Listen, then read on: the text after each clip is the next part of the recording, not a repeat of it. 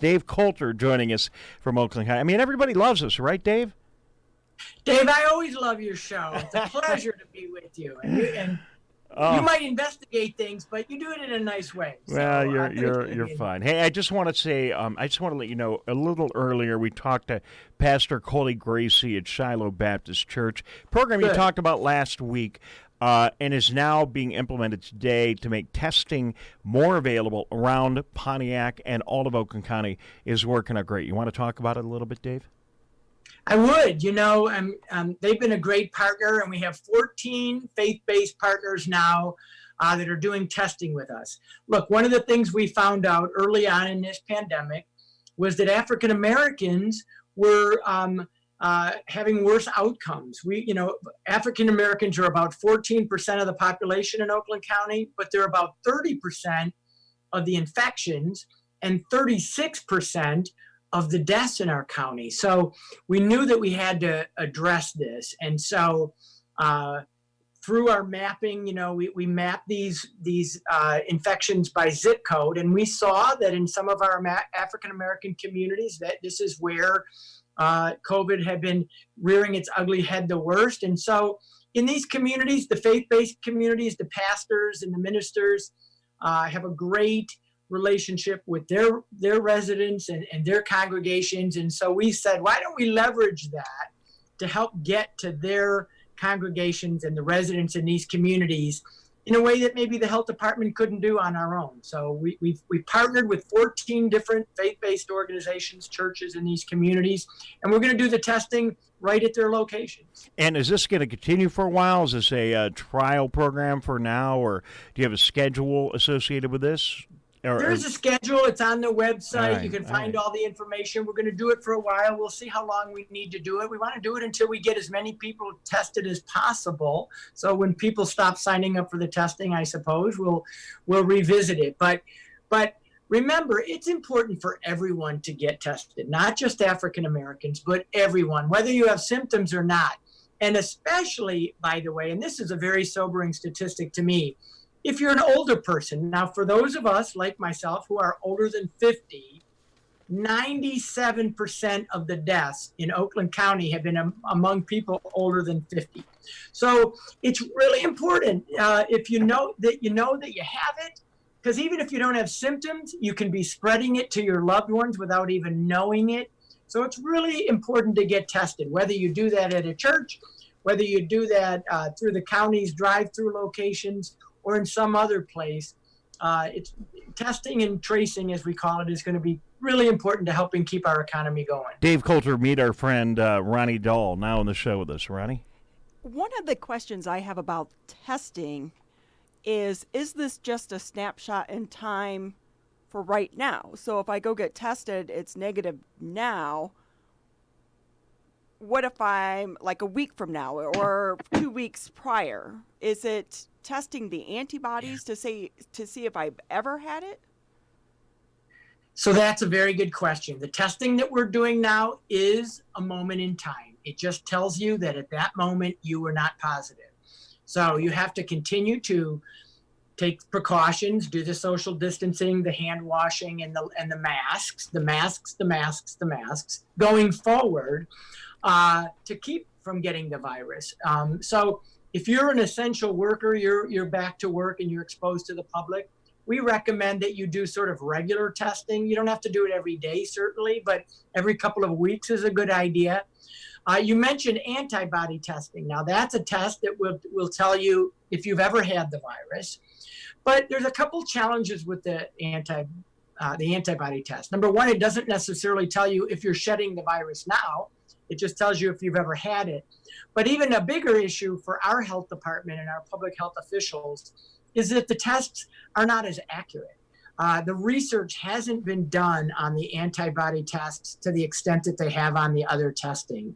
And so we just have less confidence, frankly, in the antibody tests, which is why we continue to do the swab tests.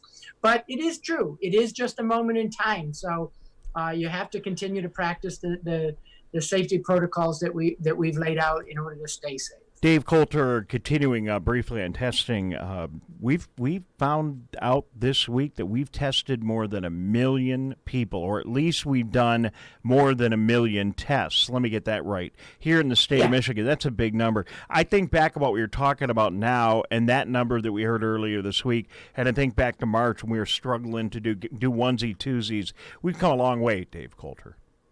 We really have, and the important part of that is that back in March, our what they call the positivity rate, the number of people who tested positive, was over 20%.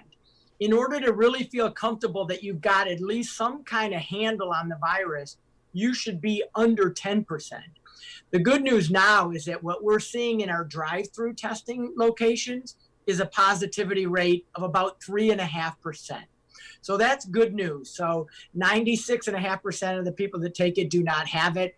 And that gives us confidence that we are moving in the right direction and that we're doing the right thing. Well, you know, and I gotta say right here, just straight out and honest, that you and the governor and a bunch of other people, but you in Oakland County and the folks in Wayne County and these metro Detroit counties that are so populous that had such a big number at one point, and the state of Michigan that had such a big number, now, congratulations, we've turned it around. You might be mad at the governor because at one point you could go out in a sailboat and not a powerboat. You might be mad at the governor about this, that, or the other little thing, but I'll tell you what, you got to give her credit for Michigan being in the best shape of almost any state in the country, and a big part of that credit in Oakland County goes to you too, Dave Coulter.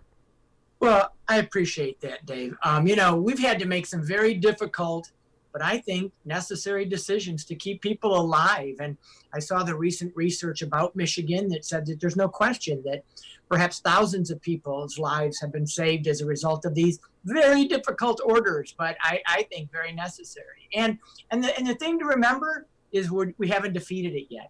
We're bringing our numbers down, and Michigan's in much better shape, but we haven't defeated the virus yet. And so without a vaccine and without a treatment, still the best way to keep this under control is to be careful, to be careful, wear your mask, practice the social distancing. It still remains really. Yeah, Dave, we lost your signal for a second. My guess is it is going to come back. I'm Dave Scott. Ronnie Dahl is here. Dave, you're back. You know, the funny thing I noticed, I don't know how this happened, but the crazy thing that I've noticed, the one place where everybody seems to wear their mask is in the grocery store.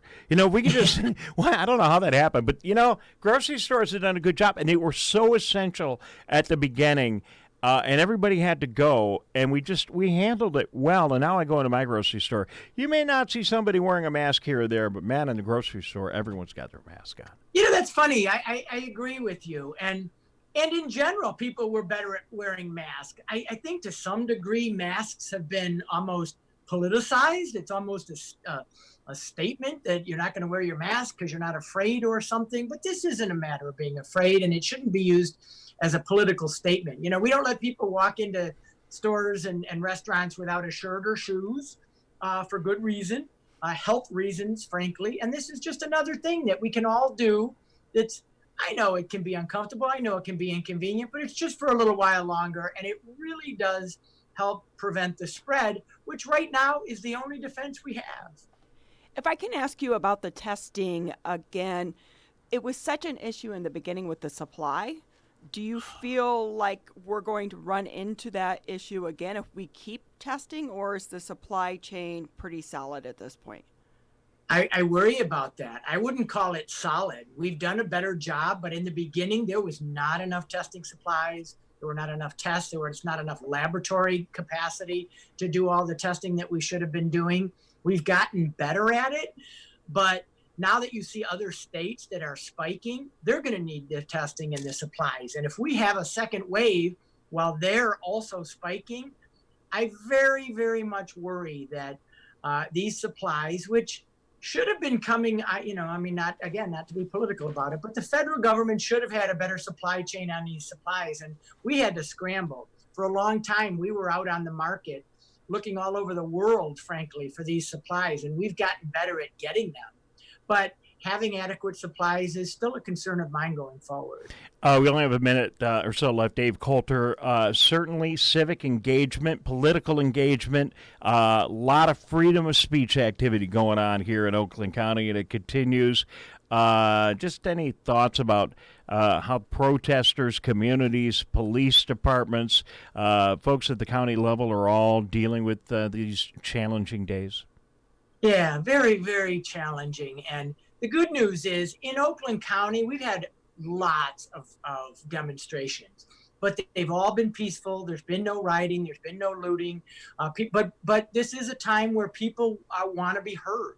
And I think they have an important message. And I think, it's incumbent upon all of us to take these messages very seriously and do what we can to reduce the likelihood that another George Floyd murder will happen. And I think this is a very serious moment in time. And as long as people continue to demonstrate their First Amendment rights peacefully, I give them a lot of credit. And I will just add, I'm really heartened by how many young people are involved. For a lot of years, people my age were saying, how can we get young people more interested in democracy and voting and all of this? And it's encouraging to me to see young people standing up and taking a stand. I think that's a good sign. Actually. Yeah, I think it's a great sign, Dave Coulter, and I've seen the same thing, and I'm also very, very happy to see so many young people getting involved, and I'm also really happy to see the police departments, of which we talk to a different one every day in our county.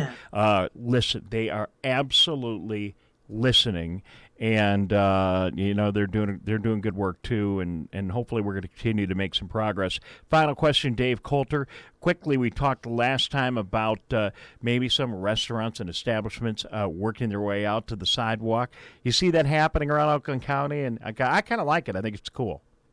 I do. I think it's safer outside, and so not only are lots of restaurants trying to figure out how to squeeze in some outdoor space, but I really appreciate that our local communities who really sort of oversee the rules around that have moved quicker, have relaxed the rules to allow our restaurants to do more outdoor seating.